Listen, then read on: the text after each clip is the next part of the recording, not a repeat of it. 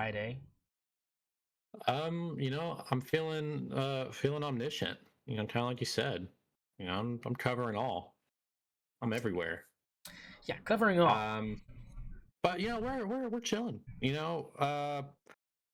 Hoping, praying that Texas loses sometime soon. I can't have them getting to a national championship game. That's really bad for my agenda, my personal agenda. But the Thunder are doing good. Yeah, it's about all I got going for me now, except for OU basketball. If we want well, touch on that, OU basketball is out here shaking things up. 13-0. They play Alabama tomorrow. That's their first real test, I think. Arizona, that was a good game, good team, but they're 3-3 on the or they're like 3-3 in conference or something on the year. Arizona is, so they're not super great. But that was our best win so far. Now, Alabama, not feeling too happy about that. See how it goes.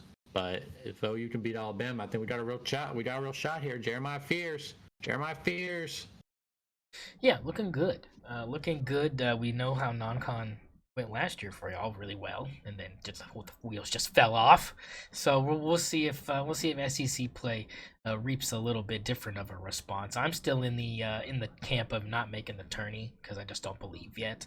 I think, like you said, this game though will give us a really good estimation of kind of where this team is. So interesting stuff happening. I'll definitely be locked into that because football's on pause because we got some stuff to talk about. Let's go ahead and hit this up, Zach, because this has been a whale of a college football playoff. Let's go back in time for people that have enjoyed their holiday meal without us, and I appreciate them doing their own thing. But we've got to have our opinions voiced here because this is it. I mean, what are we doing?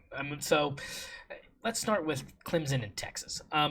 Look, this game, in my opinion, one of the better watches of the first round. What was your takeaway? Yeah, one of the better watches, definitely one of the closer games. Still not very close. Felt like Texas was kind of winning the whole time until kind of very end when they started letting Clemson creep back into that one. But I thought Texas looked okay. I thought Quinn didn't look great against Clemson. Kind of was the reason that they were able to kind of make that comeback later in the game. So yeah, obviously I picked Clemson more out of bias than anything else. But Clemson made it closer than realistically I think most people thought it would be. Yeah, I kind of agree with you on that. I think you're looking at definitely a situation where they kind of made it closer than people thought it was going to out. This was Texas's game to lose was kind of the storyline going in here, right? I mean, and me and you, we thought, look, this team is poised. They've got a good head coach that's been there before, and they did, cut it close late, 7-point game, and then you give up a 77-yard touchdown 2 plays later. I think that kind of was the story there, because if they don't score there, Zach, I think they would have been in trouble. But I mean, just a huge play for the Longhorns to kind of advance their quest for a national title. Anything else to add to what you saw? No, I mean, I thought Klubnik looked good, especially second half. He started to kind of shine a little bit more, but yeah, I mean, Clemson obviously just didn't have the same talent that Texas had, especially up front. Yeah, that was I think agree. A big difference. This wasn't the Clemson D-line of the past for sure. None of those Brent Venables led groups. So that kind of was a big disadvantage. And I think that, like you said, Texas's front in the trenches just, outmatched. Another outmatched scoreboard-wise here, Ohio State, Tennessee in Columbus. Buckeyes just roll the Volunteers 42-17. Me and you both said, look, if Ryan Day doesn't win this game, I mean, he's cooked. Like, he's probably going to get canned. But he didn't just win this game, Zach. They dominated from the first opening kickoff to the end of this game, and it really happened early when Nico started getting popped real good. I really thought, look, this isn't looking good. The helmet cracks. I mean, that was kind of one of those things where it's like, boy, these people are pissed. I mean, Jack Sawyer played angry. I mean, this team is on a revenge tour. I did not want to see them again. I did not want to see them in this position because I knew how they were feeling after that Michigan loss. They were dejected. They were disgusted. They were just upset with mainly probably Chip Kelly and that dumb game plan he just couldn't shake for some effing reason. I mean, because look at what they're doing now, and this was just the first step, right? Yeah, I think so. I mean, Ohio State's obviously on a path to, possibly win a national championship, and I would say that they're probably the favorite right now, after everything's, kind of shaking out here already.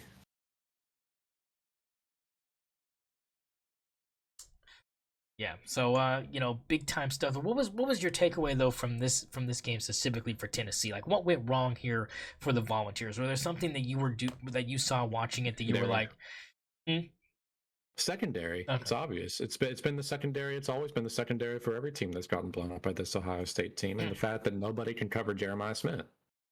Okay, yeah, that was kind of my takeaway too. It just overall energy, obviously. I think the horseshoe being as juiced as it was also a huge benefit for these teams that got the home field advantage. And Southern teams don't travel well when the cold continues to be a theme here.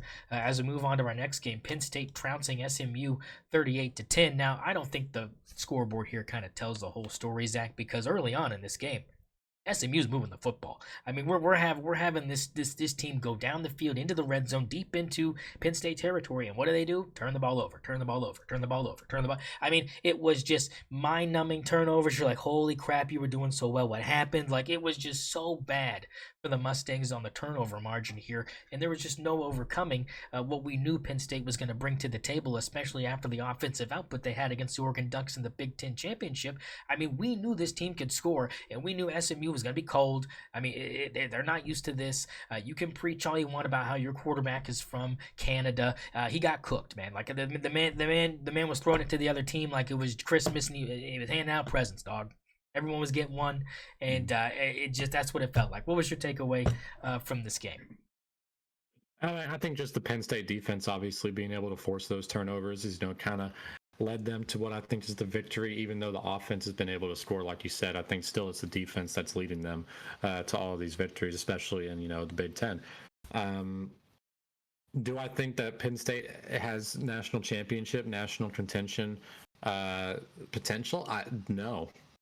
I don't, and I don't think that's necessarily a hot take. Just based on the fact of who they have to play in order to win that national championship, and I think we both know that James Franklin is just not necessarily up to that task. Is Drew Allar the best quarterback left right now?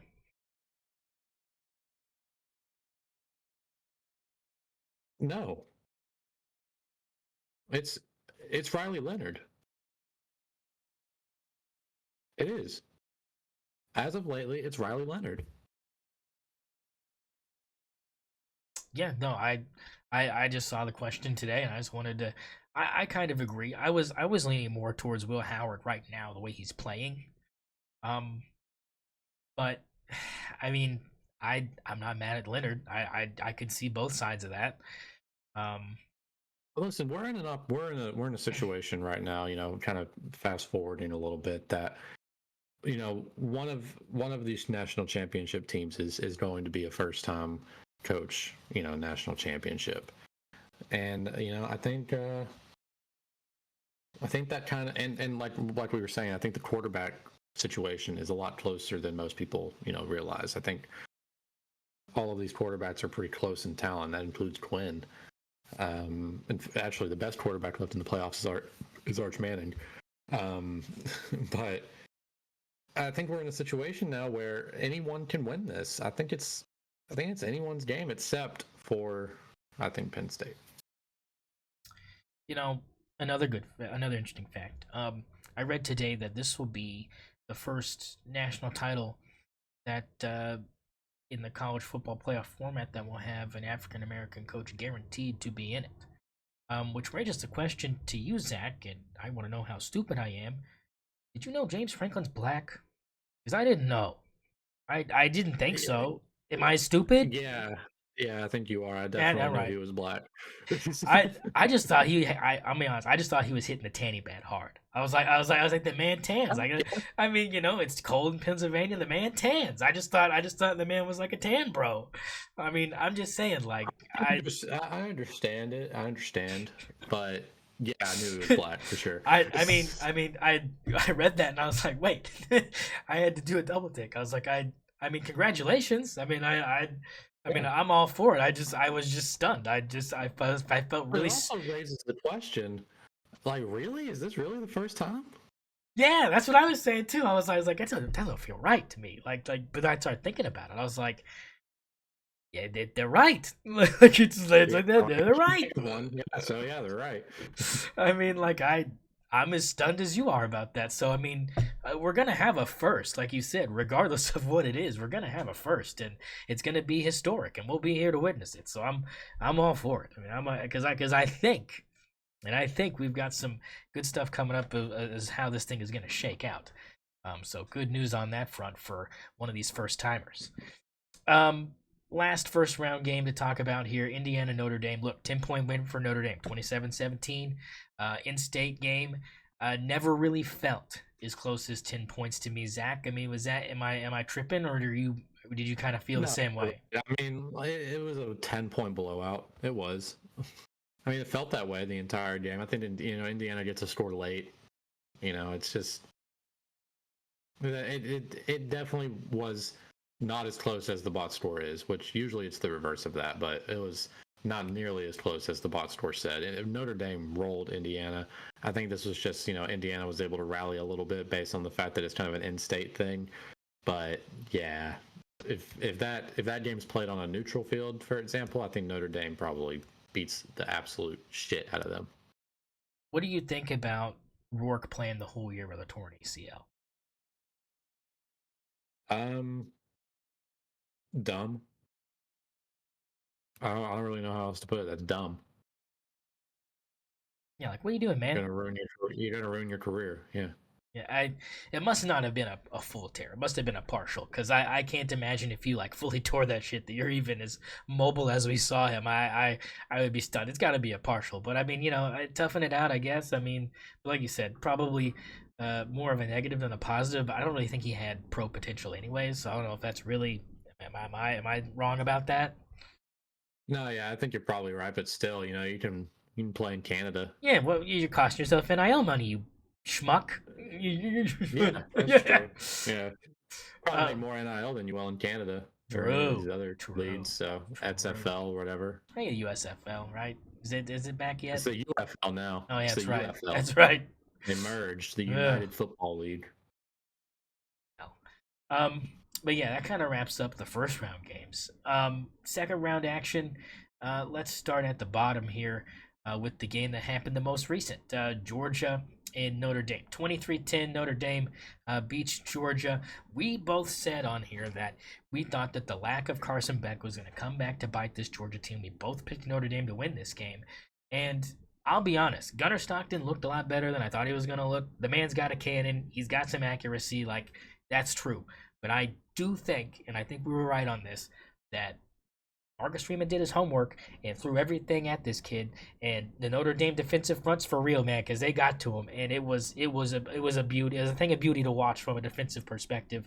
And they get the job done. Zach, what was your takeaway from the Georgia going down? Oh no. Yeah, I mean, it was exactly that. It was Carson Beck being out really hurt them. So now, listen, Gunnar Stockton looked really good to start the game. I think that's more of a coaching thing than anything on Kirby Smart's front. But started 7 for 7. Was really slinging it. Looking really good to start the game in those first couple drives, and then after that, just fell off a cliff. I mean, turnovers, getting sacked. It was bad. It was, and from a defensive perspective, you're right. He just fucking stacked the box and put everything at Stockton, and it worked. Now, another takeaway I had from this game is how amazing I thought Riley Leonard played. I I mean, this guy was, running when he needed to and getting almost always getting first down yardage, whether it was by a really good just extension of the ball on the sideline, diving for it. Like I think, is the reason that Notre Dame wins that football game more than anything. But in terms of Gunnar Stockton specifically, I think he kind of benefited from having an opening drive game plan. Those drives are always scripted to start the game out. I think he, thrived in that kind of environment. And the second it kind of came down to the real chess match of the game, it fell apart, especially when you get to that middle eight that everyone talks about, the last 4 minutes of the first half, the first 4 minutes of the second half. I mean, Notre Dame scored, I think it was 20 or 17 or 20 points 17. In that middle eight. Yeah, 17 points in that middle eight, completely unanswered, and the game was over after that. And Riley Leonard just outplayed Gunnar Stockton in that scenario, and the Notre Dame defense was like you said, just putting so much pressure on Stockton that he couldn't get anything off, and he was getting sacked so much, and everything he was getting off was not really, getting anywhere. A couple of deep shots, made their way, but other than that, I mean, he looked bad under pressure. Yeah, I look. I'm gonna be honest here, and I'm gonna be harsh. I'm not gonna mince words here. I think Parker Jones lost this game for Georgia.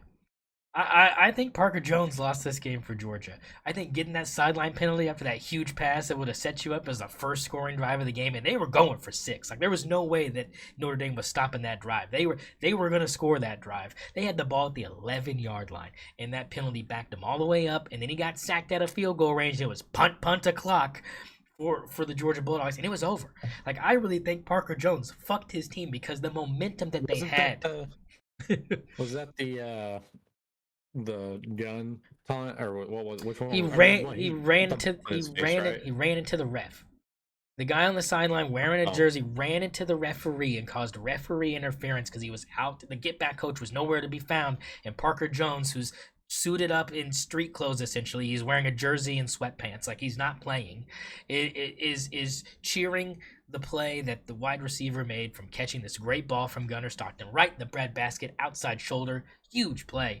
And it was on that opening drive, and we got to back it up 15 yards. Kirby Smarts are yelling at him, get the fuck back, what are you fucking doing? And what do they end up having to do? Fucking punt. I mean, it was absolutely atrocious, and it killed the momentum, and it killed, I think, it just, it wasn't, obviously it's not the play that, like, lost them the game potentially, but the momentum was cooked at that point. Like you said, started super hot, and they said they had 10 plays they really liked for him to start the game, and some of them were obviously handoffs to ETN to, like, set up the pass plays, but they said we have 10 plays that we really like, and we're going to start with those 10 plays.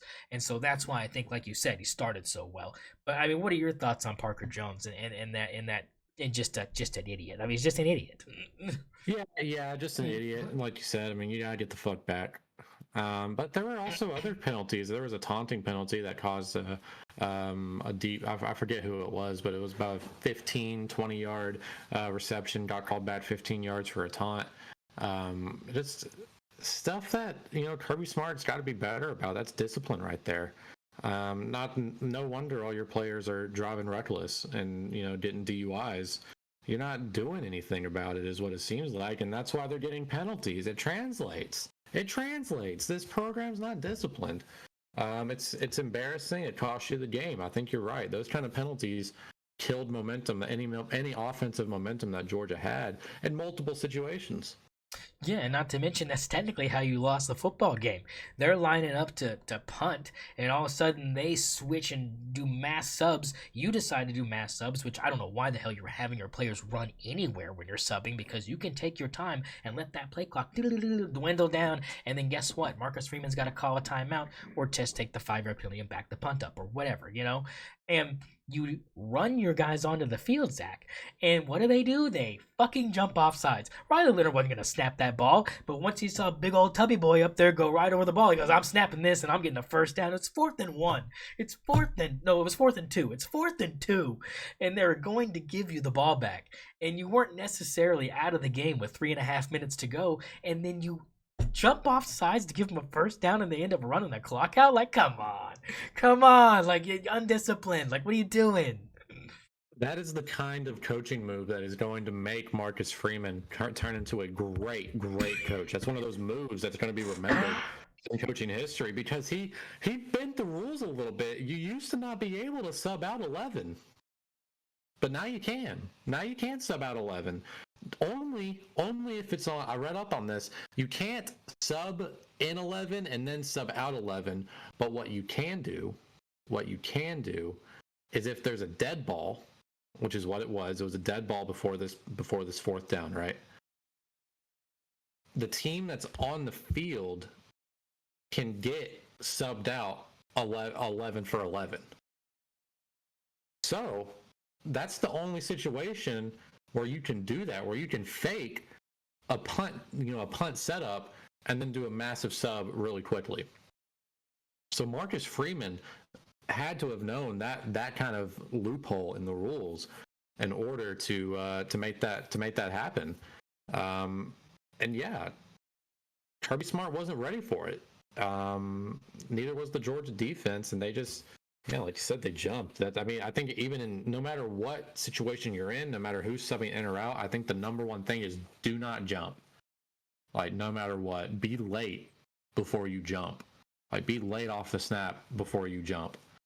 And it didn't happen that way, and it's an embarrassing move. And Kirby Smart complained about it after the game, trying to claim that it was illegal, that you can't sub out 11 for 11. He said the SEC refs had told him that.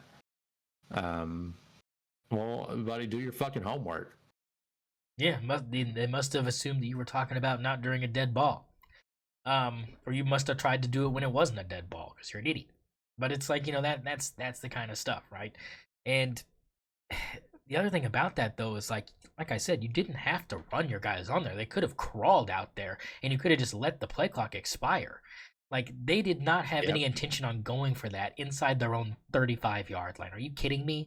Like, Marcus Freeman's not an idiot. Like, I mean that's like some Lane Kiffin shit. Like, Lane Kiffin would have snapped it and been like, we're up multiple possessions. Like, we weren't going to lose.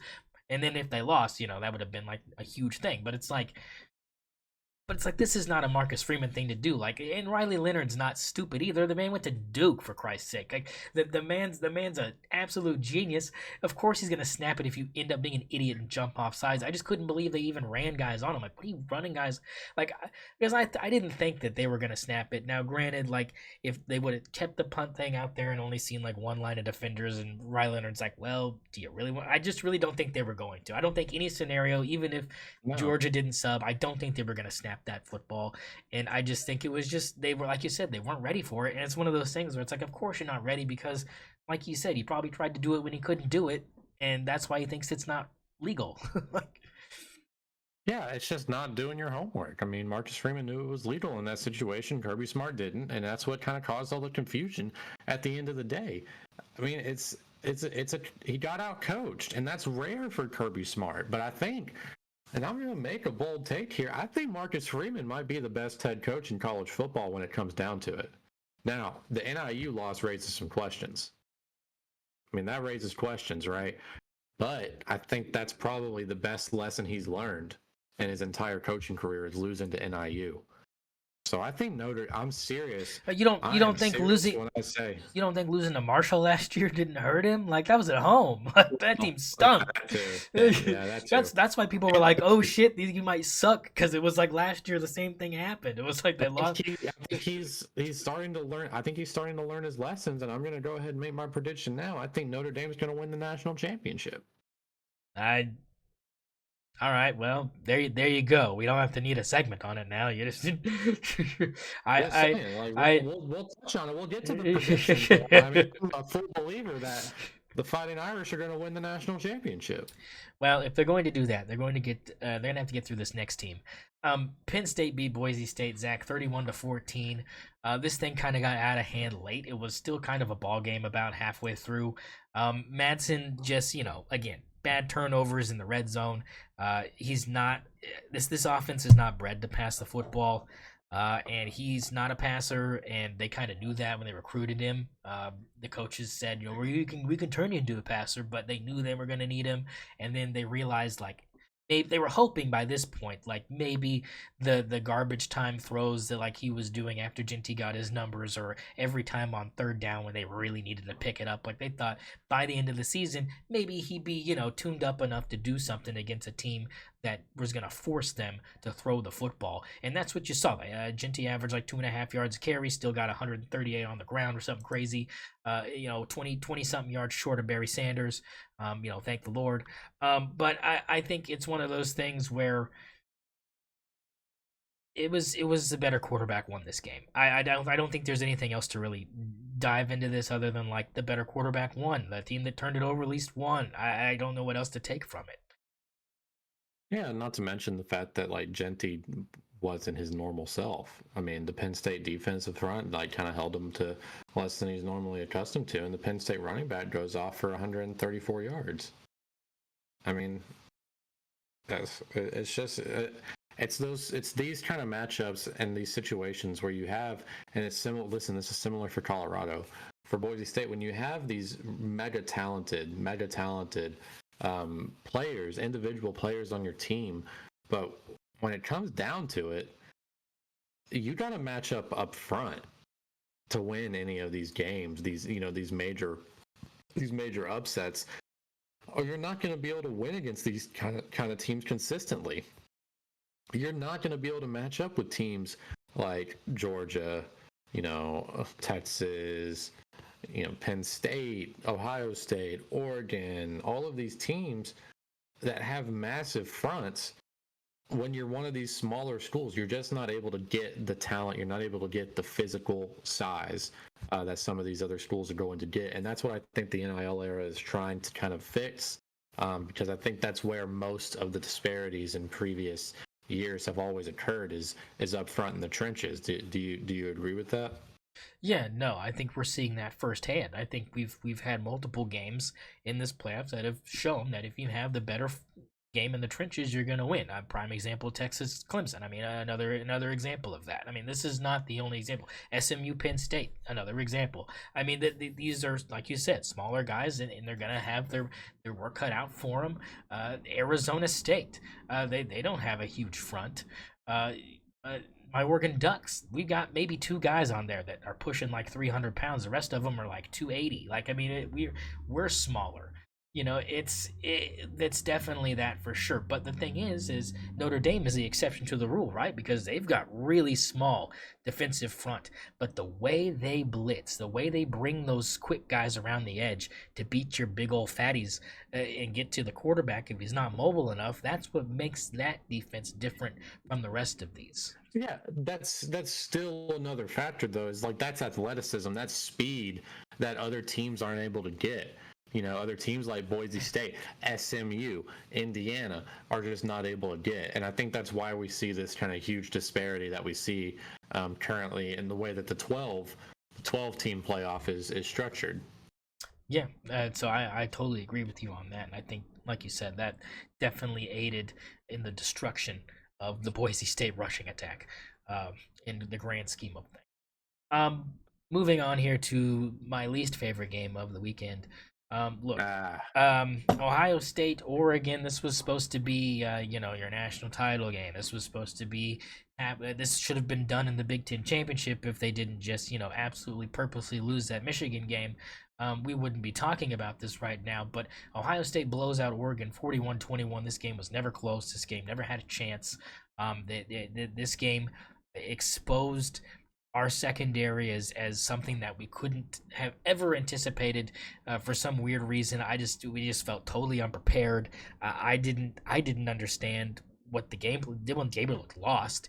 He looked like they had completely trotted out defenses he had never seen before in his life. Had nobody to throw the football to again because Evan Stewart gets hurt again. I mean, it's just we just and then our starting running back gets hurt. Okay, that's fine. I mean, can we lean on DG? No, you cannot. They were just too tuned in. We for some reason looked like we were sleepwalking. And we just lay a huge egg in the worst possible spot. And this is why I didn't want to play him. This is why I would have much rather lost to this team like this in the Big Ten championship game than had to deal with this shit. I'm fine with not having a perfect record as long as we didn't have to see them. And after what they did to Tennessee, I especially didn't want to see them because Will Howard is on fire, Zach. My man is one of the most accurate quarterbacks right now in this college football playoff. Have you seen how he is fitting the ball into these windows that are the size of a damn monster can? And these guys are bringing it down with one hand because they're effing fantastic. I mean, we knew that going in, but it's like we thought the detriment was going to be Will Howard's accuracy because he never threw the ball like this at Kansas State. They never asked him to do that at Kansas State. That's why we thought it was a joke when they even paid him all this money to come here over DG, over all these other guys that they had the ability to throw more money at, that they could have gotten, that people objectively think are better quarterbacks. They chose this guy, and we thought this is going to be their downfall. They're going to fucking lose games because of him. Lost the first Oregon game because he didn't know how much time was left. He's an idiot. Said he literally stayed awake for weeks thinking about that play and wondering if it was going to be the definition of his collegiate career. Could have been, but nope. He decides to wake the fuck up, and then they lose again to Michigan in a game that I can't even blame him for because they didn't even have a normal game plan compared to 99% of the games they played this season. I don't know what the fuck Chip Kelly's doing. I guess he's decided to lose it on purpose. I can't think of a reason they did it other than to lose it on purpose so they wouldn't have to play us in the Big Ten championship game, lose another game because I think they would have fucking lost. But I think if they win that game, they get the bye, right? And we're in the first round. We probably play Tennessee, right? We probably beat them, and we probably see them anyways. But obviously, having this bye week is a disease because every team that's had the bye week has fucking lost. I can't believe it. I mean, I knew they were gonna disappoint me. I just wanted it to be in the regular season against a team I knew we should have beat, like fucking Stanford or something. Like, just lose one of those games. Like, I mean, we're allowed to lose a game, get it out of the way when it's not important. Go ahead. Just what did you see? Yeah, I turned this game off at halftime. It was embarrassing. I'm not gonna lie. It was 34-0 until literally the last second of halftime, or of the first half. I mean, Jeremiah Smith, 161 yards, 2 touchdowns in the first half. Only had one more catch after that for still a 24 or 20 something 6-yard gain. It was a complete embarrassment of the Oregon secondary, of the Oregon defense. It was a complete embarrassment of the Oregon team as a whole. And after watching that first half, seriously, I didn't watch a second of the second half. I knew it was over. I'm left wondering how they beat Ohio State, even if they shouldn't have won that game, which really they shouldn't have, but how they even got close enough to win that game is beyond me. And I think it's exactly what you said. I think it's Ohio State just waking up. I think the Michigan loss really hurt Ryan Day personally, and I think that's the same thing happened with Will Howard. And I think this is just kind of the moment where they've locked in and they're sitting up. They're really just. They're showing why they're the $20 million roster that everyone talks about. Jeremiah Smith is probably the best player in college football. I'm lying. It's Ashton Genty, but Jeremiah Smith is definitely the best receiver in college football, I think. And this was just a complete and utter embarrassment. I seriously, I was feeling bad for you. And listen, I know that OU had us like a 6-6 season, lost our bowl game to Navy, 6-7 season, and like I felt worse for you than I did for myself, because it's almost better to just have a bad season than it is to lose in that kind of moment and that kind of fashion. Trust me, I've been there. OU in the playoffs, 2019 LSU, Alabama, these I've been there. I know how it feels. So from the bottom of my heart, man, I'm sorry. That sucks. It was horrible. I mean, I kept trying to justify it. I'm like sitting there at halftime, like, well, if we just go for 8 every single time and the defense shows up, like, we have a shot. But the offense was just doing nothing that I could, like, Will Stein, you piece of shit. Like, I can't even really be mad at him because it's just like, what are you? They're just playing so well, Zach. I don't think anybody can beat them right now. They're on this absolute heater, and we just got caught in the buzzsaw. And the thing is, we did it to ourselves. We were so good for too long. We thought we had it, because here's what happened the first game, Zach. The first game happened. You know what happened? We could match them. That's what it was. It only took them making 2 mistakes for us to win that game, because offensively we were just we were in a shootout. Like, I knew we were going to be in a shootout, just like the Boise State game, because my defense, I told you this after week 2, I don't trust it. I don't want to trust it. And then here we go, rolling along. We're blowing teams out. I'm like, yeah, but they suck. These teams suck. They're not good. Like, they're not teams that are going to threaten anybody, you know? And then we get to another big game. We play Penn State. What happens, Zach? They just roll us in the passing game. I mean, cook us. I mean, Drew Allar looked like Tom Brady out there, slinging these lasers and fitting him in the windows. And I'm just like, what do you do? I mean, and there was a couple like that Will Howard had when he fitted in between 2 defenders in this game and hit Egbuka right in the hands. I mean, that's great defense. What are you gonna do? Just great effing pass, like, you just tip your cap, right? The problem was we couldn't respond. We couldn't answer it when we could the first time. The first time we answered it over and over and over again. Jim Knowles cooked. I'm just going to say it. Jim Knowles cooked. I mean, my man has a couple bad games every year. Oklahoma State fans know this. He has a couple bad games every year. But for the most part, that second time around, if he sees a team, he cooks. And Dylan Gabriel looked lost, man. He looked so lost. And I felt really bad for DG because, you know, deep down, like, I knew, like, and I think he knows this is a really talented offense.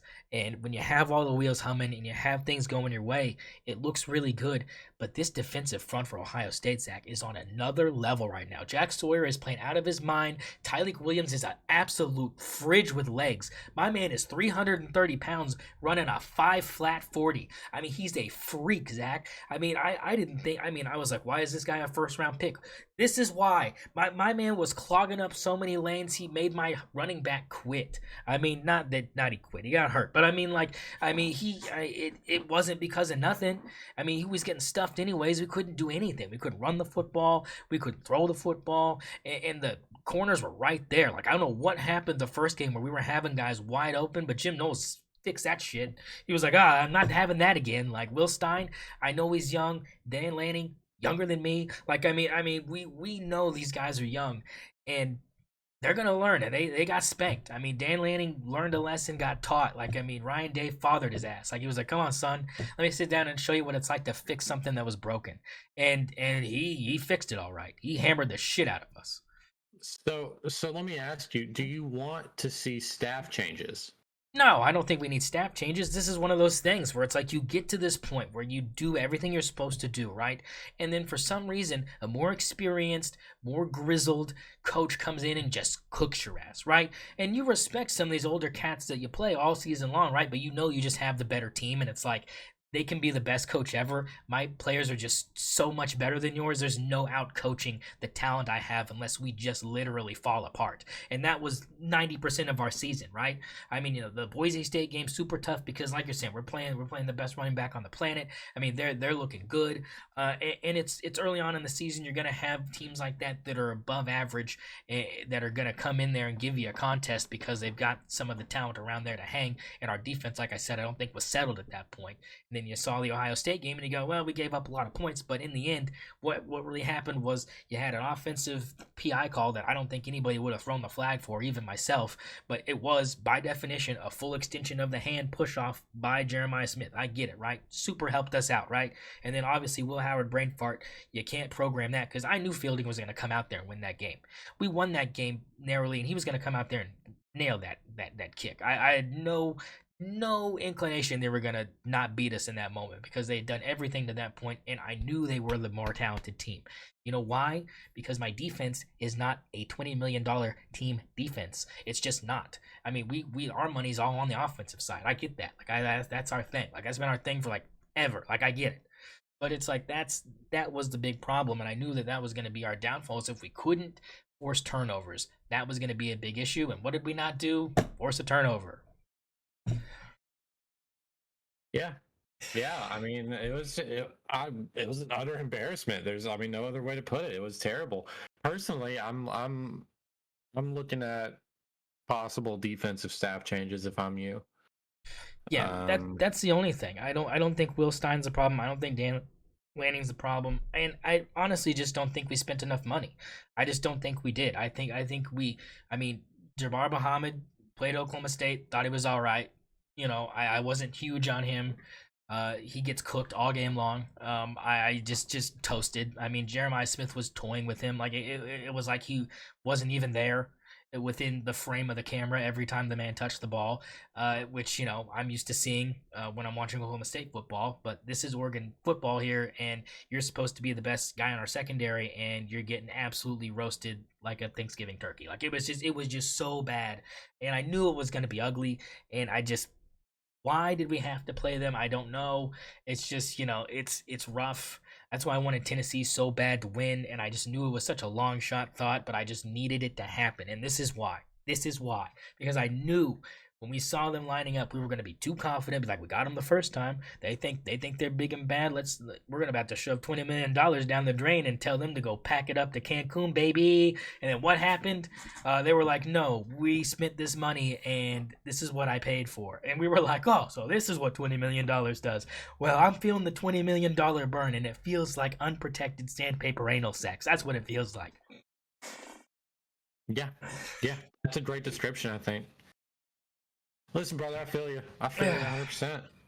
It's tough. It's one of those games where, it reminds me of OU 2019 LSU when, they just beat the absolute dog shit out of us in the first half, and it was over, and it was demoralizing. I mean, it really, really tests your patience as a fan, and this is one of those situations. I just hate that it had to be against Ryan Day. Doesn't make it better. I mean, and here's the thing, and I hate to say this, but in that game, it was a 2-possession game. At some point, this game was a 2-possession game after halftime. Yeah. And I have to reiterate that because I knew that. But after we scored and cut it to 16, I was like, okay, look, I was feeling a little better. But we just couldn't stop them, man. Everything they did turned into gold. Judkins looked like Judkins on CFB 25 for the first time all season. Like, he's not looked that good all season. Travion Henderson, I think, is a better running back than him, and I think you saw that. I think he's just a big. I think people just focus on Judkins so much they almost forget it. It's true, it is OP. But overall, just you have to tip your cap to Ohio State. They are the best team right now, as far as how they are playing.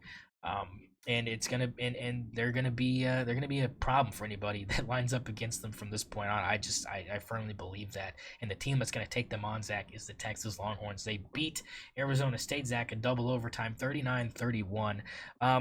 Go ahead and just kind of break this down. This game got crazy late. There was definitely a lot going on as far as penalties, extending drives, turnovers happening. Some missed calls that a lot of people continue to talk about to this day. Can you kind of fill us in on kind of what happened in the Peach Bowl? This is the best game I've watched all season. I mean, this game was an instant classic. You're talking about double overtime, 39-31. Texas wins off an interception to seal it in double overtime. Just an amazing game. Let me tell you why. Texas comes out and starts beating dog shit out of Arizona State early. It's 17-3 at halftime. Arizona State gets a safety in the third quarter, starts making a couple of moves. They score 5 points to Texas, nothing in the third quarter. Things are looking a little bit better. As 8-17, it's not nearly as bad. Fourth quarter comes around. Texas ends up with a 16-point lead with about 5 minutes left to go in the game, and Arizona State just fucks shit up. I mean, Dillingham had them out here there just trying some weird ass shit. Scatterbo did not show up in the first half, showed up in the second half. Running wise, 30 carries, 143 yards, 2 touchdowns. I mean, this guy went insane, but that's not even the half of what he actually contributed to this game. This guy was running routes, catching touchdown passes. This dude threw a 62-yard touchdown pass. What the fuck? I mean, this throw wasn't. It was a good throw. Like, this man was the entire team for the second half, and it made it so exciting. And obviously, there were some questionable things that occurred, right? So, first, there was a targeting that was not called, where it was Arizona State that targeted Texas. This was earlier in the game. A lot of people were complaining about it. Upon further review and slow-mo video, it shows that the Arizona State defender, while the receiver was defenseless, hit him in the shoulder and not in the head, which caused it to not be called a targeting penalty. This kind of started the allegations about, refs being a little bit too involved in the game. Later in the game, we have this is like Arizona State, fourth down, or maybe it was third down, but I think fourth down. Fourth down. Fourth and 13, and they pick up 8 on a pass play to make it 4th and 5. They pick up 8 pass play to make it 4th and 5. Hospital ball. An absolute hospital ball. We need to mention that, first of all, Sam Levitt. That was a hospital ball. You put your man in danger on that one. Freshman. Yeah, freshman. I mean, shit. That made me jump, that hit. He was also down for a second. I don't know if you saw that. Man was going like he was almost doing the Tua fingers, man. I was like, he got popped. He got rocked. The most obvious targeting I've seen all year. The most obvious it should have been called, and it should have put Arizona State in first down position to probably win the game. I'm glad they didn't call it. I mean, I'm gonna be honest. It was targeting. It was targeting by the book. But that's a call that decides the game. And while it was against Texas, and I would have loved if Arizona State won that game, I don't like it when a call is what decides a game. I don't like it when you get a targeting call that gives you a first down when you didn't get the first down to begin with, and you probably wouldn't have gotten it if he didn't get you on targeting.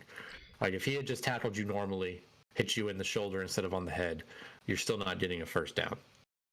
That's why I'm glad that they didn't call that targeting. Although it sets a dangerous precedent because that was obviously targeting, and if you're not going to call it in that situation, why do players think that they're protected? It's true. That's a very fair. I wouldn't feel. I feel like, just depending on the moment, I might die. Like, I mean, it's just Yeah.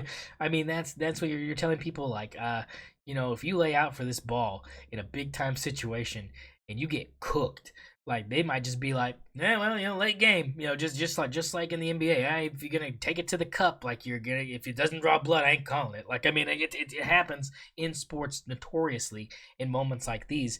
But here's the thing for me. It's a play situation. Yeah. But like you said, if this is a player safety issue, and you're preaching that for like the last decade and a half, this is a player safety issue.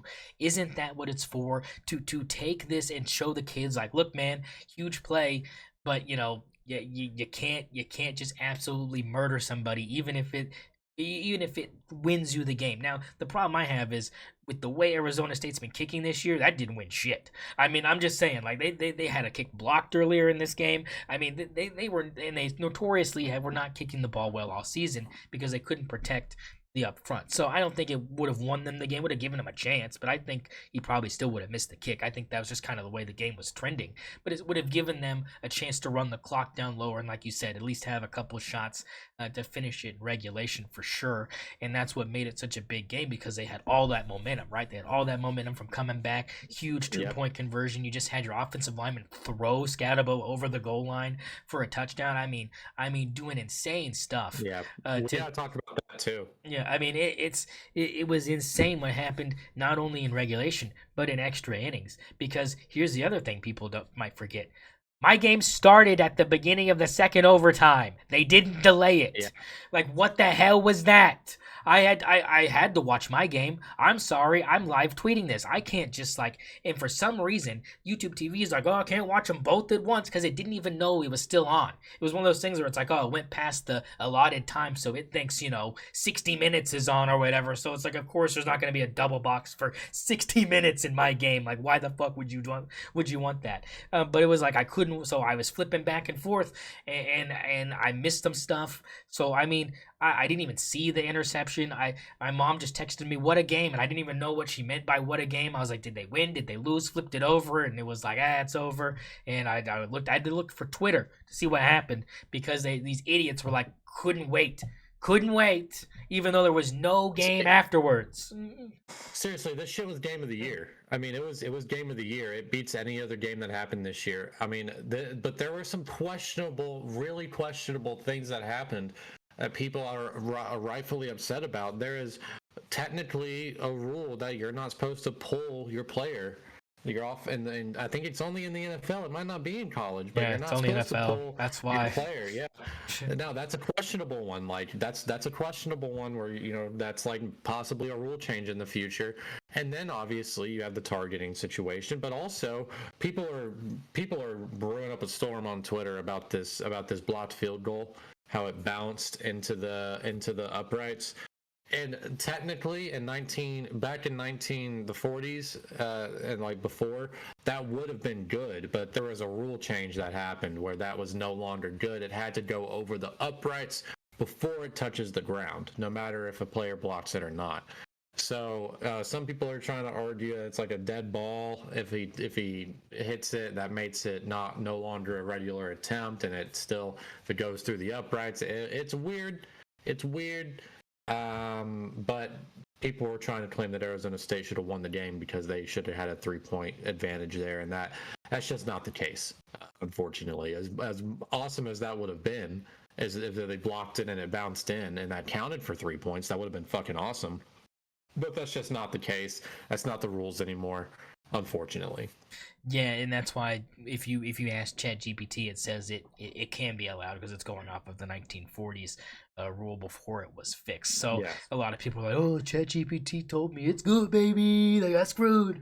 And it was like, I mean, look, man, like if I'm Texas, I just pull myself out of it and go, "Hey, here you go. You deserve to win." No, you can't do that. This is why sports will always be polarizing, because there's always going to be a human element involved. As much as we try to remove it from things with cameras and in more slow-mo and more interruptions and stuff, it's still being handled by humans. Humans are going to make mistakes. Humans are going to act on instinct. And you see what happens is, in one respect, hey, it might have cost a team the game. In the other respect, hey, we got double overtime, and hey, baby, I enjoyed it.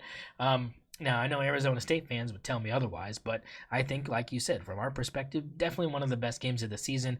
I'll be honest, I thought the Toledo game was better. Sorry, I liked the 6 overtimes. It was fun, baby. Holy Toledo. And it was an upset. So, I mean, I But you didn't have Cavs Cabot throwing a 62-yard bomb. That shit was amazing. That ball was nice. That ball was in stride. I mean, you sure that he couldn't have just played quarterback instead of Sam Levitt? Like, holy fuck.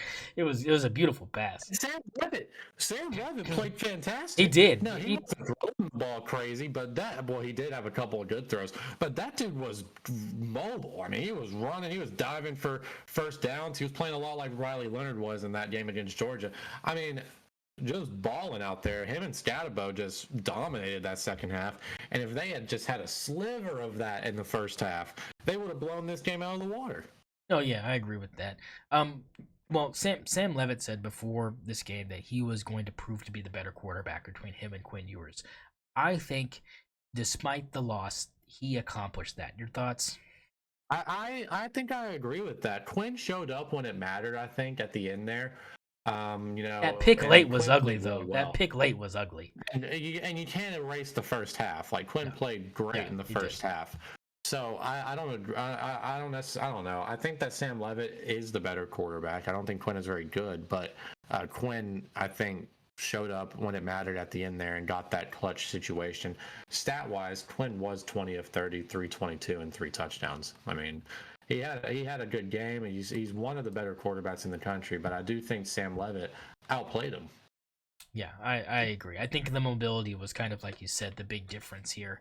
And the reason he had to showcase it was that defensive front for Texas is very, very good. It had him on the run a lot. He did not have a lot of time in the pocket ever, and I think that it was very beneficial to have somebody like him that had that ability to do that.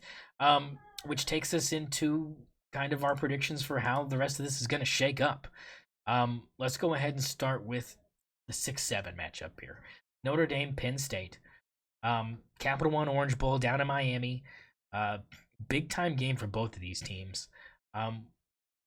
how do you think this is going to shake out? And give me kind of a final score. The spread here is 1.5, so in favor of the Golden Domers here. So people really thinking that this might be the second best team in the country right now. What's your takeaway here as they are the lowest seed left? Or no, they're not. Sorry, the 8th seed is Ohio State. I'm wrong. Yeah, are we just gonna do the sports book here? No, let's just go ahead. Are we gonna pick here? Or are we just gonna pick winners here? Let's just pick winners here. I was just giving you the spread to kind of give me like a final score here, not to really give me a lock or anything. So Notre Dame, Penn State. I'm gonna go Notre Dame wins the game. I'm gonna say probably final score 27-24. Yeah, I think that's how I'm leaning here. I think Notre Dame's the better team, but Penn State's got such a good defensive front that they should be able to hold Notre Dame's offense pretty low, and as long as Notre Dame controls the situation late in the game, I think they'll come out with it, and I think that Marcus Freeman is going to be able to do that. So yeah, give me Notre Dame into the national championship game. Yeah, look, as much as people want to tout Drew Allar as possibly the best quarterback left here, and he's played very well. For me, it's not how you've played, it's who you've played. And it's easy to look good against teams that you were obviously overmatched and easily able to overwhelm. It didn't take a super smart person, a genius, to figure out that you were probably going to blow out Boise State. It didn't give anybody a shock when you blew the doors off of SMU at home. These were games you were supposed to win like that. People expected you to probably win like that. A lot of Boise State fans thought they had a better chance than getting blown out by 17. I get that. But I thought Penn State was easily 10 points better than Boise State whether they were on the road or at home. I think Penn State still would have beat them because, like we said, just better trenches, bigger guys, and it's easy to corral one really good player when you don't have to worry about really anybody else. And that's kind of what they showcased, because as good as Madsen was, and he played all right, better than I thought he was going to play. He just had turnovers in spots you can't have turnovers, and they got greedy when they didn't need to get greedy, and it didn't really pay off for them.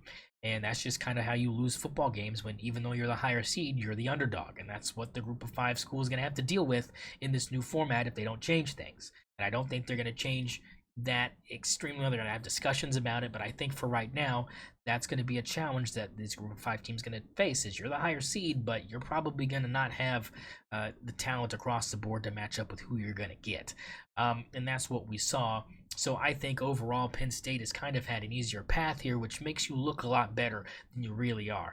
Notre Dame, on the other hand, in-state quote-unquote rival, not as home fieldy advantaged as it could have been, not preferable weather, good double-digit win against a team that you have, again, better talent across the board, got the win, but more of a grind than SMU would have ever presented Penn State in any way, shape, or form. You move on to Georgia, which we knew was going to be a little bit more of a challenge. They've got talent on the defensive side to shut you down if they need to. They were having Riley Leonard run for his life. The defensive front was getting there, but Riley Leonard was able to escape that because he's fast as shit and could get to the edge, and that was what really cooked Georgia in the end, was not being able to have quick enough guys. They got big enough guys. They didn't have quick enough guys on the outside edges to roll with him, and that's what ended up burning them in the end. And obviously you have a backup quarterback, turnover is going to happen. Sure, that's advantage Notre Dame all day long. I'll give you that. I really thought they were going to force a turnover, at least one out of him, and they got multiple. So, I mean, you sometimes you get lucky, and I can see why people think that Notre Dame got lucky with the situation Georgia was in, but Georgia still had a chance to win this football game, even though they didn't have their starting quarterback, and they had multiple chances to do that, and like you said, lost that crucial middle 8 minutes, and it was over. So give me Notre Dame. They've had the tougher path. They've faced tougher competition. They're more grizzled. They're more primed to deal with an opponent like this. I think Penn State might get shell-shocked early here. Give me final score 21-10 in favor of Notre Dame. I think they really shut down Drew Allar. I think they get to him a lot. I think they make Singleton and Allen Katron Allen have to really work to find the holes they've been running through, because they've, like you said, they've chalked up huge yards because the defenses they've played are not very good. SMU's defense, not good against the run. Boise State, terrible defense against the run. So I mean, this is going to be a change of pace for them. They shut down ETN pretty well. I think they can shut down both of these guys that have ran all over most of their competition. So give me Notre Dame. 100%. Give me Notre Dame. So we both got Notre Dame. Anything you want to add? I think you're just really correct here in the path discussion for Penn State. You get a weak Boise State, you get a weak SMU. I just don't think that they've been through the gauntlet that Notre Dame has in terms of, I'm basically just talking about Georgia here, and I think that's going to make a difference. So yeah, I like your final score prediction a little bit more bold than mine, but I like that we're both going kind of lower scoring here, because I think that's definitely kind of the flavor that we're getting here. Yeah, both these teams run the ball a lot. They like the moving clock. They like to take their time. Neither of these are hurry-up offense type teams, and I think we'll see more of that as well. And the other question is, how far can Tyler Warren take you? That's really the question here. It's not about Drew Allar, because here's the honest opinion. Terrible balls, he's making great catches, all right? Let's be honest. There's been a couple really good balls, but for the most part, he's making Tyler Warren really work to have these work out in the favor of Penn State. And I don't think he's going to be able to do that against this defense. I mean, Ryan Clark's son is a beast. I mean, he's back there lurking. They got DBs that can hang, and I think they're about to be a little bit overmatched. As far as what they've been having to deal with. And up top, Zach, we've got one of the classic matchups here that people are talking about. Ohio State, Texas here in the Cotton Bowl down there in Arlington, and not the actual Cotton Bowl. It's shaping up here, Zach, to be a game where, I'm going to be honest, I don't really have a strong feel about how close this game is going to be. I want to lean to say Ohio State's just going to roll here, but here's the problem I have with that. A, can't use the path discussion here. Texas has been through it. 2 close games. I mean, you've been battle tested. Games against not bad, but not as good as other teams. Let's be honest here. It's Arizona State and Clemson. That's a 9-3 Clemson. That's an 11-2 Arizona State Big 12 champion by chance. Like, I'm not super impressed by their path. I'm not impressed, but I think that when you play close games like that, you build a tougher mentality about being able to overcome things. Because here's the thing, like we saw Quinn Ewers make that mistake late that led to a possible lead exchange at Arizona State. I mean, yeah, it was the one spot you couldn't do it. He did it, right? You have to overcome those things to build. What has Ohio State had to overcome? Fucking nothing. They've been rolling. They've been absolutely cooking. There's been no adversity. There's been no moment where they've been like, maybe this game's in jeopardy. They haven't felt shit, man. And here's the problem with that. The reason why is, again, the trenches. We come down to the trenches here, Zach. This defensive front for Texas is the best one that Ohio State has seen to this point. I don't think they're the best one, but they're the best one that they've seen. And I think that's going to really change kind of how Chip Kelly has to operate his offense, because he's not just going to be able to have Will Howard stand back there and look like goddamn Joe Montana. Yeah, I think that's true. But here's my situation with the Texas Ohio State game. This is a home game for Texas. I mean, it's a home game for Texas. It's in Arlington. It's a home game for Texas. It's going to be Texas fans. Ohio State is not going to be able to travel at that level to be able to have a meaningful impact on the crowd. This is going to be major home field advantage in Texas' favor. They've played in this stadium before. They know what they're doing. This is where the Big 12 championship was played. Like, this isn't unfamiliar territory for Texas. Ohio State's walking into a gauntlet here. But listen, I think that we both agree Ohio State's really rolling. They're rolling offensively, defensively. Their receiving core looks completely unstoppable. Will Howard, like you said, looking like TB out there. I mean, this is a dangerous team. And in terms of predictions for who I think is going to win this game, what is the spread looking like? Right now, I looked at it today, and I think it was 6 in Ohio State's favor. It is moved to it is.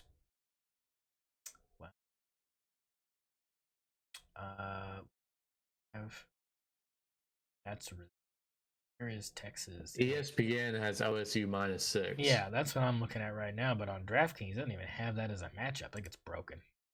It has Texas, Ohio. Oh, here we go. Texas, Ohio State -6 as well in favor of Ohio State. So yeah, it's looking like Ohio State. What you got is your final score. I haven't picked my winner yet, but what you got? Yeah, so I'm going Ohio State here just because they're rolling. I don't think Texas has the talent to match up here. I don't think that they have the coaching to match up here. I mean, Texas has kind of had a pretty easy path so far in terms of who they've played in the playoffs. While they did have to play a first-round matchup, still like Clemson, Arizona State, neither of these teams are like great. So, if I'm Ohio State, I'm feeling pretty good. The fact that it's in Arlington, home field advantage for Texas pretty much. I'm thinking it's going to be a lot closer than people are already estimating. That OSU -6 is kind of crazy. So I think I'm going to go final score Ohio State 42, Texas 38. 42-38, 80 points on the board. I think this is going to be an absolute shootout. I think the offenses are going to hum here. Isaiah Bond is bad for Texas.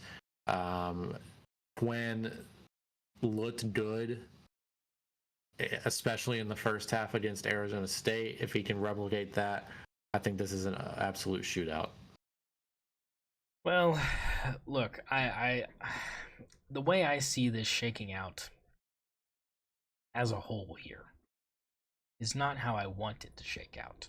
Now, what I want to have happen here, Zach, is I want Texas to beat Ohio State because I think Notre Dame can beat Texas a lot easier than they could beat Ohio State. And I think that I want Notre Dame to finish the job because I don't see any reason why the rest of these teams I should be rooting for. I hate Texas. I can't stand Ohio State because here's why I can't stand Ohio State. Ohio State. Fuck all of them, honestly. I'm saying it's the least of evils. I mean, they're all evil. I don't like any of them. I'm saying the one I'm favoring the most right now is Notre Dame because they still have that underdog kind of quality because they weren't playing really tough schedule. They don't have that big time quarterback. I mean, Riley Leonard's good, but no one was like, really, that's the quarterback you got out of the portal. I mean, I feel like they could have done better, and I think he's a perfect fit for them though. When you see that when he plays, but I think that going into the season, that was my thought, was like, you probably could have got someone better. I mean, but it's like, whatever. If it works, it works. And after the Northern Illinois loss, I was like, well, that's what you get for getting Riley Leonard. And then from then on, he's been absolutely awesome. So I think you have to take that into consideration. I can't root for Penn State. After what happened there, I don't think they deserve anything. They deserve to lose every single game for the rest of their existence for just what happened. I don't care if the players aren't associated. I don't care if the coaches weren't there. This program is tainted. You cannot let them do anything. I do not like it. If they make it to the national title, they better fucking lose. That's all I'm going to fucking say.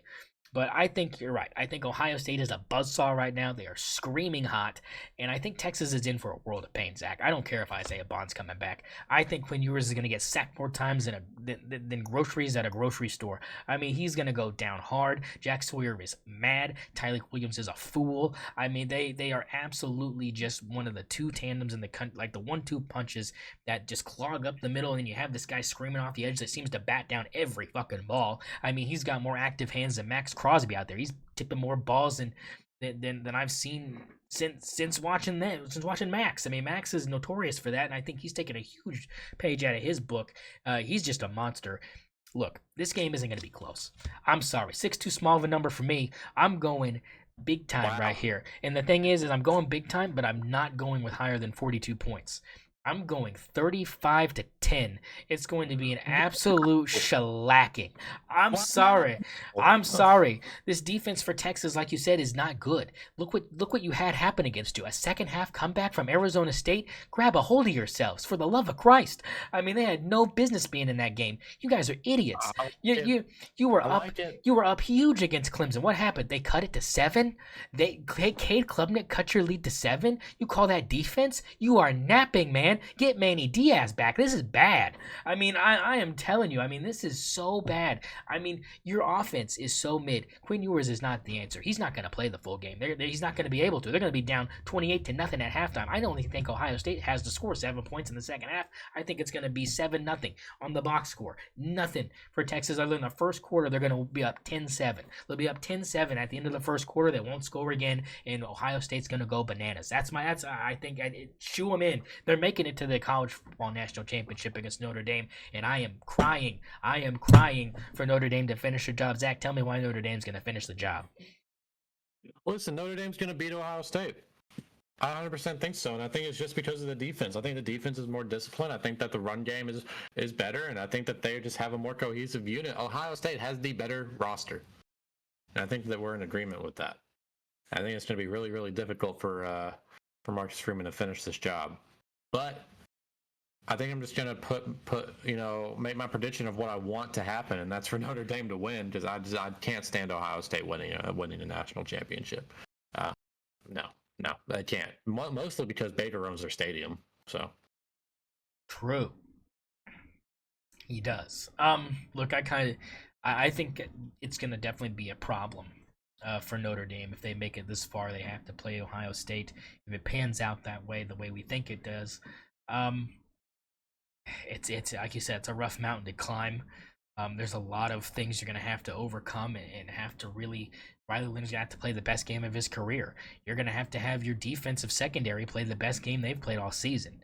You're going to have things happen that have not happened to Ohio State this whole entire playoff run. You're going to have to force turnovers. You're going to have to make Will Howard look normal again. You're going to have to turn him back into Kansas State, Will Howard. You have to have him using his legs as his primary weapon other than his arm, because right now his arm is hotter than hickory smoked horse sausages. I mean, that thing is so on fire, he doesn't even need any icy hot. That thing is still burning, dog.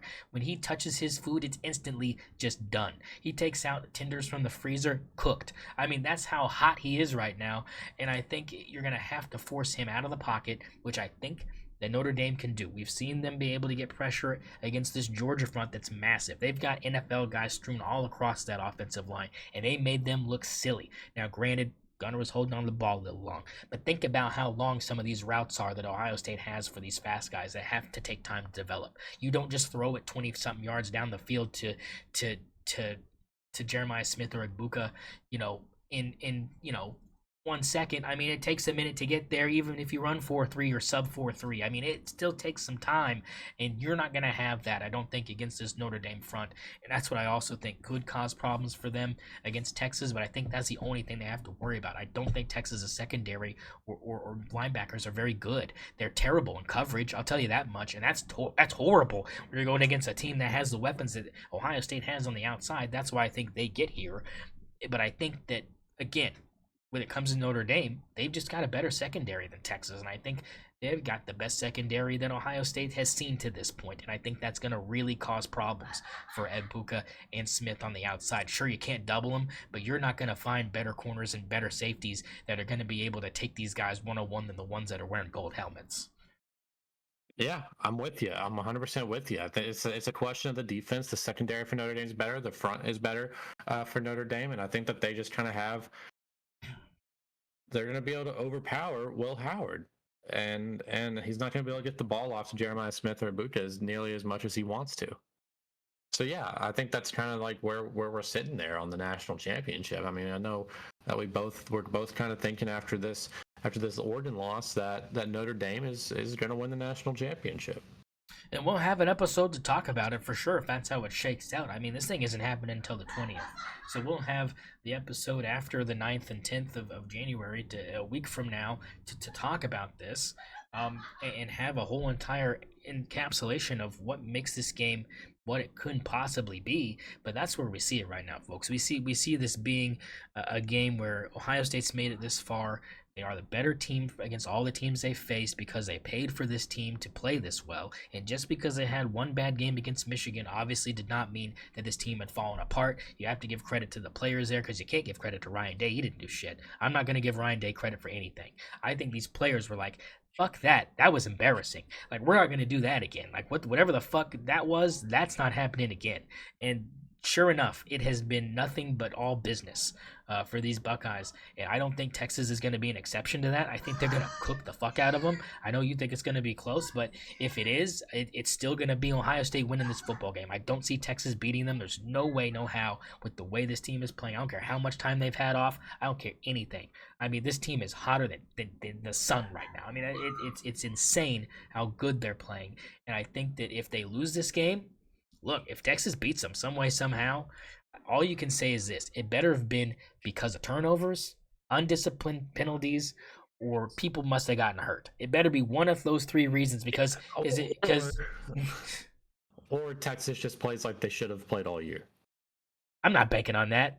Somehow somebody's getting fired. That's all I'm saying. If they lose this game, it better be because of those three reasons. Because if they don't turn the ball over and they don't have any crazy penalties that extend drives or prevent them from scoring or anything like that, and they don't have anybody that gets hurt, I think someone's getting canned. I mean, you can preach all you want about, we got to the semis. Like, I just don't know if that's good enough, even if you've done what you've done to the last two teams you've played. So I think this is huge for Ryan Day still. I still think he's a little bit on the hot seat. I don't think they're going to can him. I don't think he can now. I think he's made it a little bit too deep. But if it doesn't go well next year and you don't finish it, see you, buddy. I think that's kind of where he's at. But I think that he has saved his job for next year for sure. Yeah. I mean, we talked about it. I think his job hinged on that Tennessee game, and he got it. God didn't just get it; he got it. And after the Oregon game, he secured it. Yeah, I agree with that for sure. Okay, Thunder update. Give us our Thunder update here. Give us some good news since our football seasons are cooked. My basketball team is looking okay. We're gonna make the tournament because we're just that good. Your team doing fantastic. Probably won't make the tournament unless they beat the shit out of Alabama or at least make that game close. I think they could be in for a Pottermore. See ya, Porter. If they don't make it, I think you would probably second that. But they're looking pretty good. But give us the one hope we can both hinge on here, which is the Oklahoma City Thunder. They're playing well. They still don't have their second best player available to them. They're on this huge winning streak. Is it still going on? Let me know. Well, we are currently down 5 with 9 minutes left to the Knicks, unfortunately, and this is at home, so this isn't great. But you know how we are. That could easily turn into a 12, 15-point win for the Thunder. So I'm not too worried about it. If we lose, we lose. But we're currently sitting pretty. I think we're at 26-5. 27-5 maybe. I'm not 100% certain on that, but we are. How about 28-5? We are 28-5. Second best record in the league. The Cavaliers have a 29-4 record, which has been insane. But the Thunder, I think, by far and away, look like the best team in the league. I think Boston is obviously a major contender. By the way, we're only down 2 now. Boston, major contender. But I think OKC just defensively looks so good. And we have not played a game with Isaiah Hartenstein and Chet Holmgren both playing in the game together. This is going to be elite when Chet comes back defensively. I'm hoping it doesn't mess up any of the schemes that we got going on currently. I don't see why it would.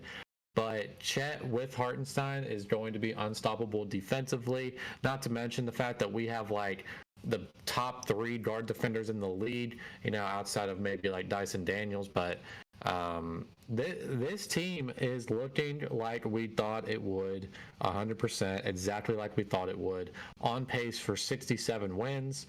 This team is for real. I think we both know that it's just a question of can we overcome some of the difficulties we were facing in the playoffs last year in terms of consistency during the playoffs from some of our other players like J-Dub, who wasn't hitting his threes. Isaiah Joe wasn't hitting threes. It was bad, but we've got some improvement now. We got rebounding, which was a major issue. We got Hardenstein to play defense down low, which was a major issue. So I think that this team is now built to finally be able to win a deep playoff series against a team like Dallas, who would be pretty much, in my opinion, the only team I'm really worried about in the West right now. Yeah, they're looking really good.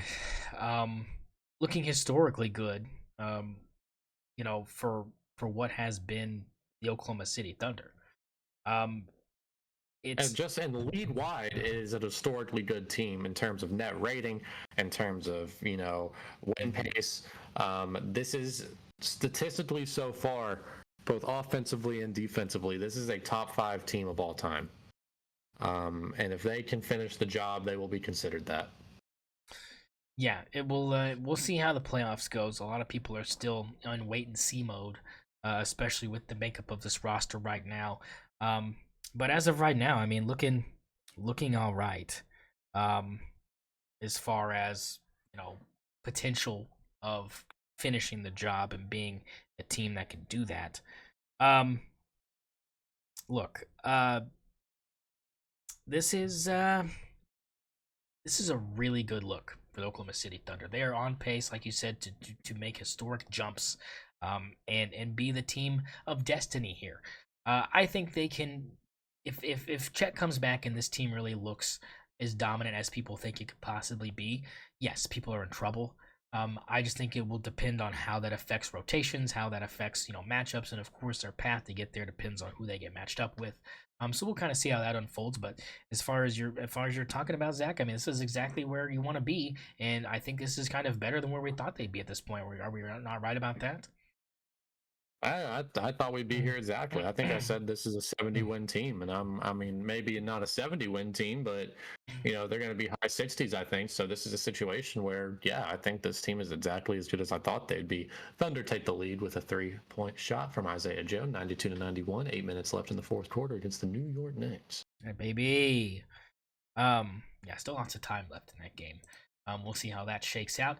Well, that takes us to one of my favorite segments. Big deal, no big deal. We had some NFL stuff going on over the weekend, and and over the holidays as well. Let's get started with the Christmas Day game. Zach, did you partake in any of the Christmas Day festivities as far as the NFL provided?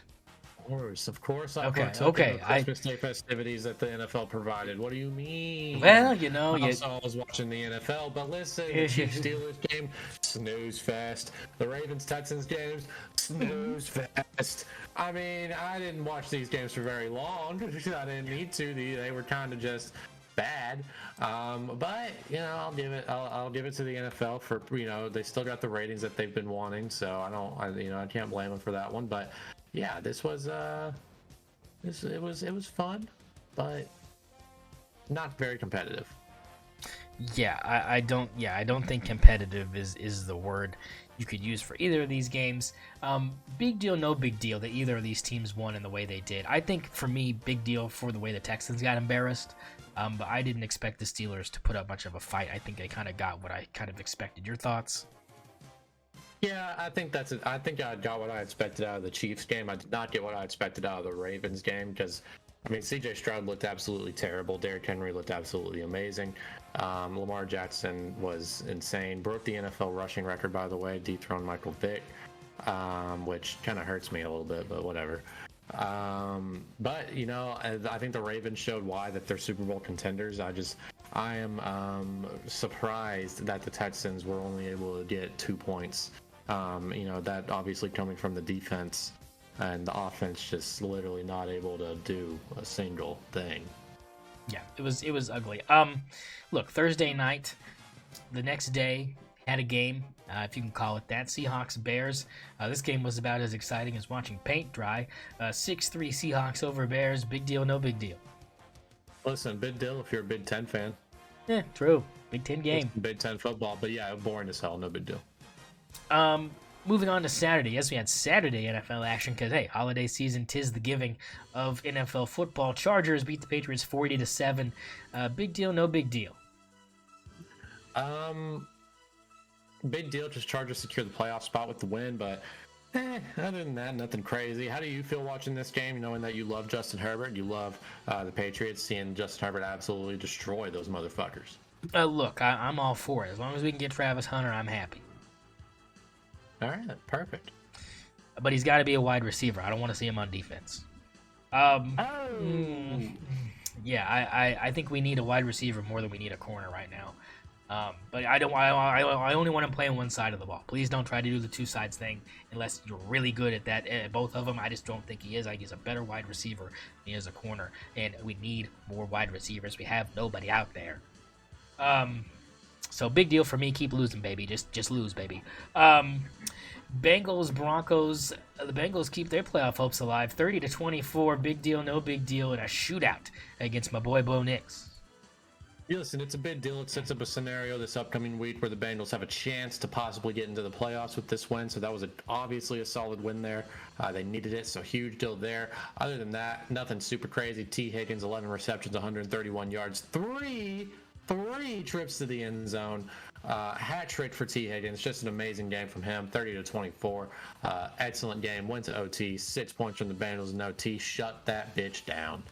Yeah, but great game by Bo Nix. He's looking more and more like one of the best rookies at a quarterback position in the league and giving Bronco fans some hope. Yes? No?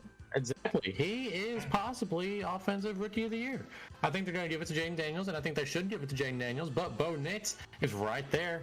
And listen, as someone that had Jaden Daniels in fantasy starting at my quarterback position because I took a leap and it paid off for Jaden Daniels, I had Bo Nix as my backup, and I was not disappointed. In fact, I had him starting over Jaden Daniels for a couple weeks there when he was on that crazy run.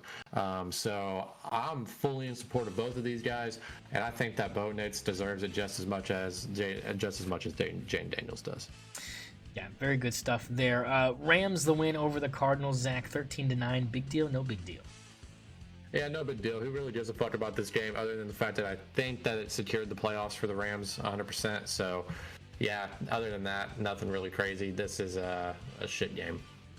All right, then it was on to Sunday, December 29th, baby. We're still in 2024. Come back with us. Enjoy it while you can. Bills just demolished the Jets, 40-14. Aaron Rodgers gets pulled. In the fourth quarter, the 2 touchdowns come from backup quarterback Tyrod Taylor and the offense for the Jets. Big deal, no big deal. I think big deal. Obviously, Bills clinched the number 2 seed with this one. Huge victory over the Jets, but I mean, is it really a big deal? The Jets are ass. Aaron Rodgers, retire, Aaron Rodgers. Just run for president like you keep acting like you're going to. Little fuckface. Yeah, or follow in Brett Favre's footsteps and just steal from a charity. Do right. Something. 25-10, Zach. Raiders win over the Saints. The wins just keep eluding Spencer Rattler here. Big deal, no big deal. This one's not a big deal. I mean, come on, these teams are 4-12. It's bad. It's bad. Yeah, you're right. You're right. No, well, big. This is meaningless. We're talking about Week 17 matchups with teams that are already eliminated. Look, the only thing to take away from this is Brock Bowers set the NFL rookie record for the Raiders in the win for the Vegas Raiders. So good for Brock Bowers. Everybody give it up. Big. By the way, big ups for Brock Bowers. He is the starting tight end at the Pro Bowl for the AFC. Brock Bowers. Not to mention Jaden Daniels gets Pro Bowl awards too for his efforts over there in Washington. Let's give it up, even though that should have gone to Baker Mayfield. Yeah, I just don't think Baker wanted to play dodgeball or flag football. I think he was just like, pass. I don't want to go. Yeah, probably. Giants get the win over the Colts 45-33. It was Joe Flacco's time to try to get the Colts into the playoff scenario where they could squeak in. Couldn't get it done against Drew Lock and company, who just went buku bananas. And the Giants looked like they were actually playing football. What are you doing? You're just screwing yourself. What happened? Big deal? No big deal. Yeah, I mean, big deal. They screwed themselves. I don't know what the fuck they were doing. I don't understand how they keep doing this shit. It's like who did it last year? Was it who fucked their number 1 pick chances? The Bears, or was it the Panthers?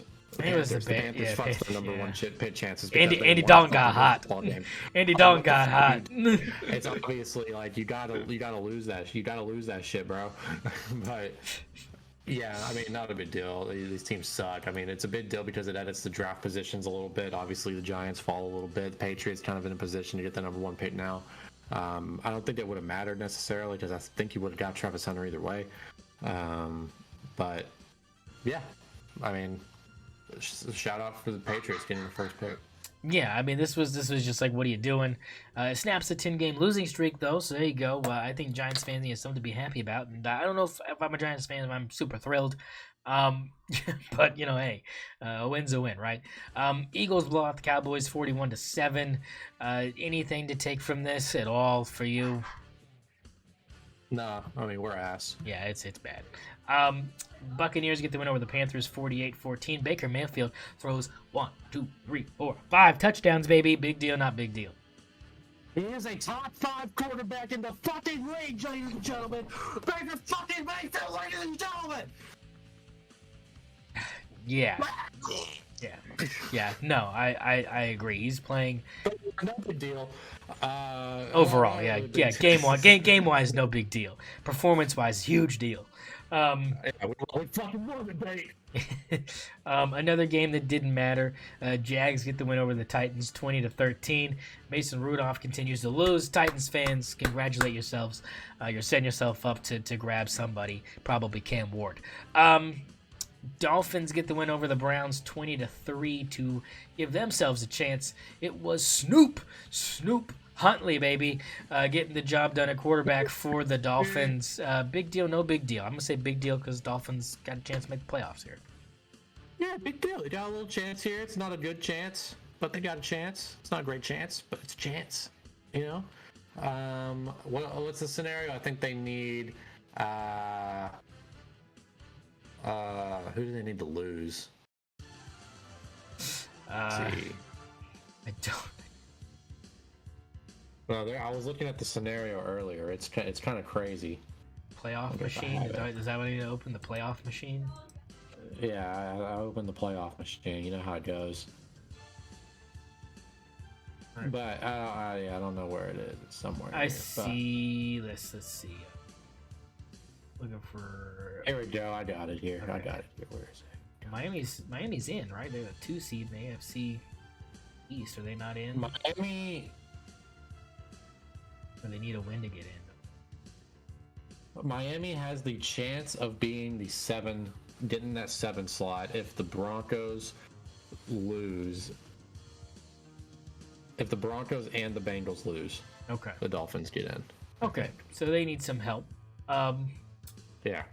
Okay. Broncos and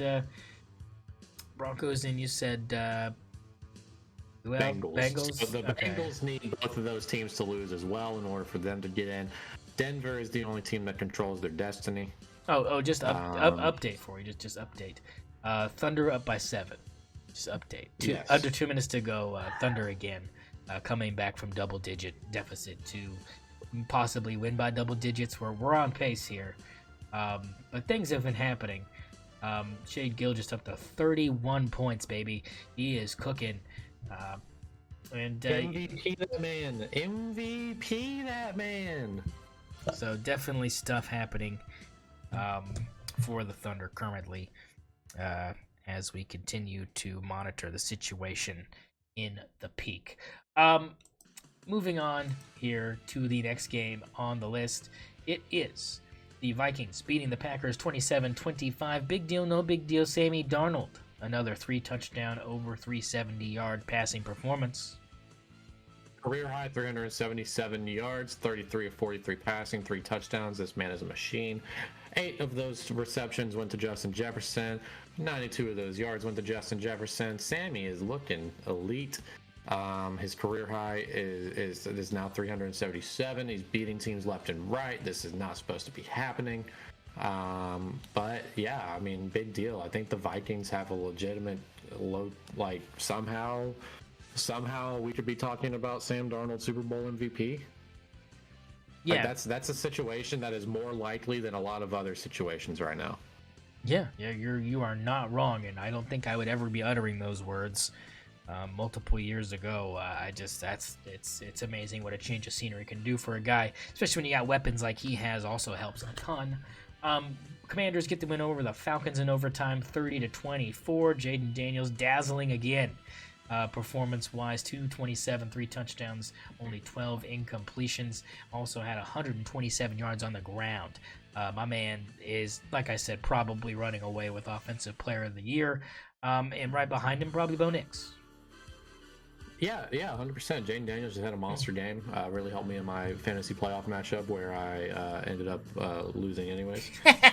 So that's how it goes. That's how it goes. Can't win them all. Can't win them all. But Jaden Daniels, seriously, probably the best rookie I've ever had on my fantasy team. Yeah, big time stuff there. Moving on to Monday, the last game of 2024 on the 30th. The Lions get the win over the 49ers, 40-34. They were down big in this game, came all the way back against the 49ers. Brock Purdy put up historically good numbers for him. And Ricky Pearsall, man, all it takes is getting shot, and he went up with 8 catches, 141 yards, and a touchdown. My man decided to show up after taking a shot. Holla at ya, 50 Cent in the club. We out here popping bottles for Ricky Pearsall. Your thoughts on this one? Big game, big deal, not big deal? Big deal, Jahmyr Gibbs. Big deal, Jahmyr Gibbs. 18 carries, 117 yards, 1 touchdown. This man went brazy, which is why the Lions ended up with the win, 40-34 against the 49ers. I mean, this is a situation where you look at the Lions and you think, even though the 49ers played their absolute ass off, the Lions are just a buzzsaw. How are you feeling about this? How are you feeling about this specifically, this Lions-Vikings game coming up to decide who gets the number 1 spot and who gets the number 5 spot? Yeah, I think this is going to be a huge week. Look, NBC, baby. 7:20 Central, 8:20 Eastern. It'll be Vikings, Lions, Detroit favored by 2.5. Big time stuff here. I think the Lions get it done. Look, I think deep down, I think the Vikings want the 5 seed. Give them the 5 seed. I'm rolling with the Vikings as your Super Bowl champions, folks. We're going all the way. Purple people eaters, all that stuff. No, they have a chance here. I think having that path gives them the better chance to get there. I think the Lions, if they get the 1 seed, it could be detrimental to them in the end. I think that puts a lot of pressure on them to finish the job as close as they got last season. I think this is going to even hurt worse if they don't get there. Even if you lose in the Super Bowl and you're a Lions fan, I think you feel a lot better than you feel losing before you get to that point. Huge game coming up for them. Playoff games or games that have playoff potential here, Zach. Bengals-Steelers coming up on Saturday. That is tomorrow. We have Bengals-Steelers night game, 7 o'clock Central, 8 o'clock Eastern. Cincinnati favored by 2.5. We will see if they win and get in. Your thoughts? Do they get the job done? Yeah, I think they will. I think there's a situation where you have to win the game in order to get into the playoffs. Even if some other things have to happen, you obviously got to try to win this game. So yeah, I think Bengals win. Well, so there you go. Bye, Dolphins. Your season's donezo. According to Zach, I agree. I think Bengals get it done, and they knock Miami out of the playoffs. Ravens play the Browns as well early in the afternoon tomorrow. Ravens favored by 20. Lamar Jackson gonna play. Browns probably rolling with DRT again, or whatever the hell his name is. He's terrible. But you know, they're probably gonna roll here. They're trying to get some records broken here for some guys. Your thoughts on them playing their starters here? Why? I don't think you need to. I don't think you need to. I get it. You kind of have to. I get it. But I'm not a fan of it. I'm not a fan of it at all. Yeah, I agree with you. I don't. If you don't need to, don't do it. But hey, you know, John Harbaugh's gonna Harbaugh. So there you go, Harbaugh City. Bill, you're talking about being the 3 spot or the 5 spot. I don't know. Yeah, I don't think it's worth it. Look, Broncos Chiefs, right? This is the other game Miami fans will be tuning into if somehow the Steelers win. Broncos Chiefs here. Chiefs obviously not playing with their starters, pulling them off. It's going to be the show being ran by none other than, say it, Zach. Who is running the show for the Chiefs? I forgot. I thought you knew. Carson Wentz. I think it's Carson Wentz. Is it Carson Wentz? I think you're right. I think it is Carson Wentz. Look, is it bad that I think that the Denver still loses this game, even though Carson Wentz is going to be your starting quarterback? I think Kansas City wants to lose the game because it keeps the Bengals out of the playoffs. Yeah, all right, there you go. That's what you want. You want to lose if you're the Chiefs. Broncos, a win and you're in. That's the situation you're looking at. If you can finish the job, you omit the Bengals from the playoffs. So big time playoffs, scenarios there. I don't think there's any more scenarios that matter other than those 3 games. You have Buccaneers, Saints, Eagles, Giants, Colts, Jags, Titans, Texans. Bears, Packers, Cowboys, Commanders, Falcons, Panthers, Rams, Seahawks, and Raiders, Chargers, Dolphins, Jets, 49ers, Cardinals. I don't think any of those have any playoff potential unless, like I said, unless you have the Chiefs losing to the Broncos, or you have the Broncos losing to the Chiefs and the Steelers win tomorrow. Dolphins fans, you have nothing to play for. Already Tua ruled out anyways. It'll be Huntley again against the Jets, who are also without Aaron Rodgers. They will be starting Tyrod Taylor. And Miami's still favored by 1 here. Look, let's just say, for instance, that it happens to matter. Miami get the job done here, or does Tyrod Taylor play spoil?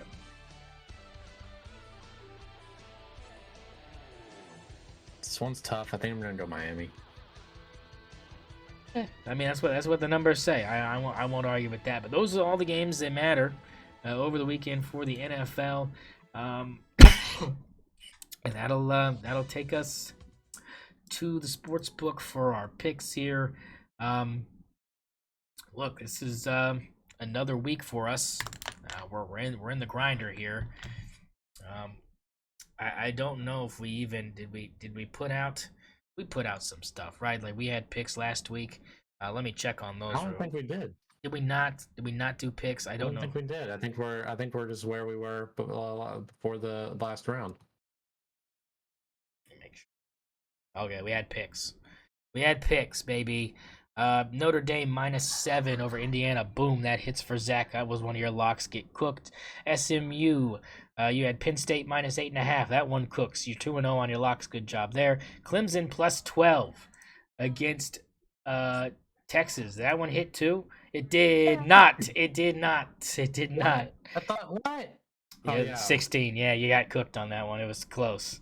But in the end, it was Texas with the 16-point win. Tennessee +7.5. We got boned on that deal. So 2-2 for Zach. He's got 20 cents to play with. We can work that out. Because we only got 2 games, so that works perfectly fine. Me, I had Notre Dame -7, Penn State -8.5. I had Clemson moneyline, baby. I got cooked, and I got Tennessee moneyline. I got double cooked for me. So we both go 2-2. I go 1-1, 1-1 in my locks. He goes 2-0 in his. I took Tennessee moneyline as my other lock because I really didn't want to see Ohio State play my Ducks. We saw how that ended up. So let's go for it, Zach. 2 games, 10 cents apiece. Let's go for it.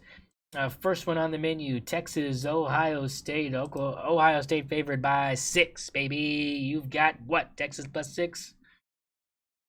I got Ohio State money line. Ohio State money line at -230. That's a good one right there. Look, second game, Penn State, Notre Dame, baby.